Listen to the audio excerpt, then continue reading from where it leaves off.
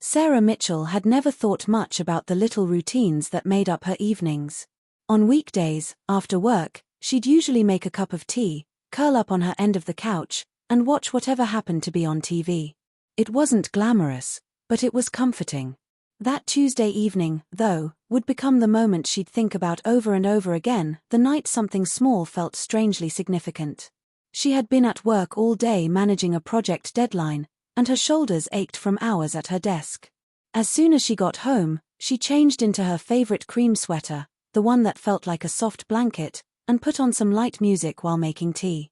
By the time her friend Daniel dropped by, he lived in the same apartment building and often came over to catch up. She had already sunk into the couch with a warm mug in her hands.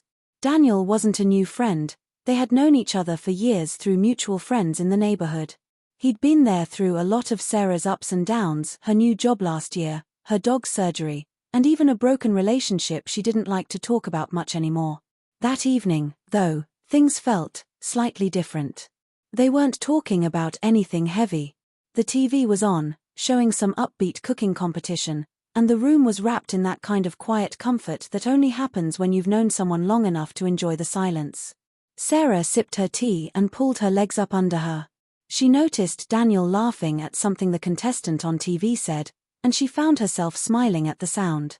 It happened quickly, so quickly she almost convinced herself she'd imagined it.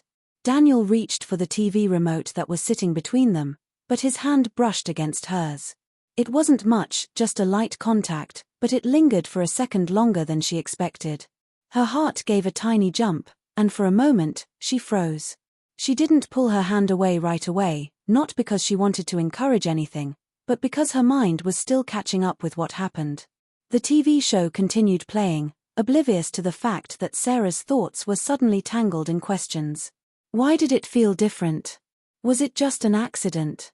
A normal, meaningless touch?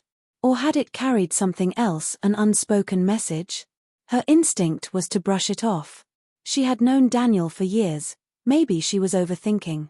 But as the minutes passed, Sarah noticed herself becoming hyper-aware of small things, the way Daniel leaned back into the couch, the relaxed tone in his voice, the fact that they were sitting a little closer than usual.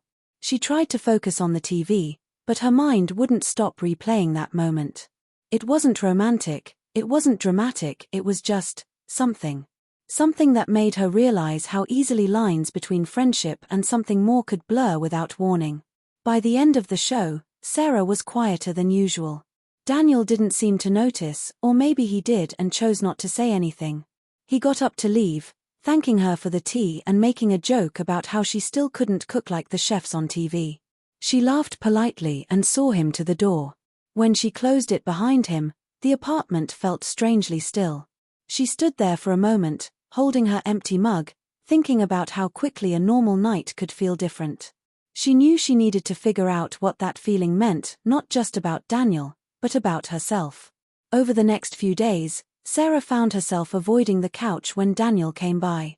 She would sit in the armchair instead, creating a small physical barrier she couldn't quite explain.